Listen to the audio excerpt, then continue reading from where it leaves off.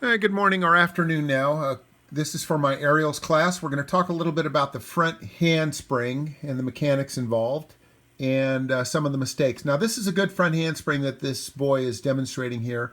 I also have a girl that I may be able to show you as well, but this particular handspring is very good. Now, this is the hurdle phase. Notice how his arms and his back leg are in line as he hurdles and leans forward. This creates forward momentum.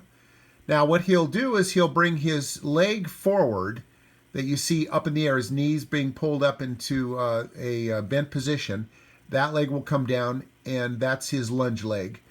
So you'll see him come down, starts to step, comes down, and he will bend that leg. Now he's starting to push. Now I want you to notice how quickly he drove his back leg.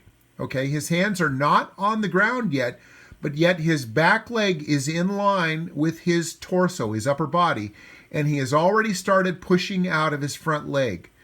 In some cases, I like to see the leg slightly bent more in the front so that he doesn't dive too much onto the hands, but in this case, he's doing a fairly good job keeping his forward momentum going. So, as the hands reach the ground, he'll finish pushing out of the toes on that front leg and continue driving the back leg. Notice there, now he's continued to push through the handspring. Now, his arms are totally in line with his body. Notice the position of his head. His eyes are looking at his hands. This is very important. I see a lot of girls ducking their head in this skill. That is not correct. Your eyes must be looking at your hands. Your feet do not come together at the top, but they come together after you pass vertical. I'll slow this down so you can see it now when his feet come together and he pushes the floor forward. You want to think about pushing the floor forward.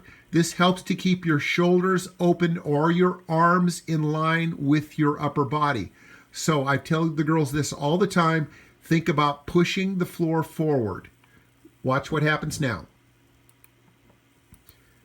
Okay, as the legs start to come together, he's continued to push the floor forward. His upper body is open and his feet are about to come down to the ground. His arms will stay in this position.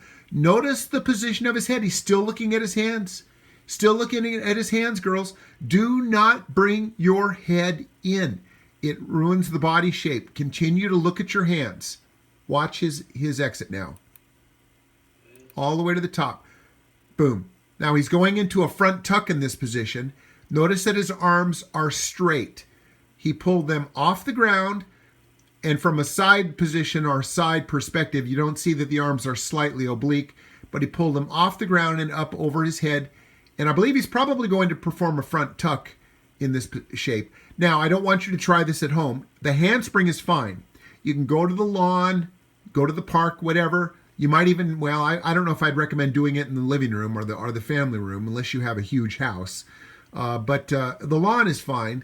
But make sure you always warm up before you do these skills. Warm up your shoulders, warm up your back, warm everything up. Do some jumping jacks, get the blood flowing. Make sure all of your joints are warmed up before you try any skills. Now, I believe he's going into a front tuck. Let's see. Yes. Okay, he's doing a front tuck. Immediately into that front tuck. Then he opens his hands. Look where his hands are. His hands are still up. Heads up.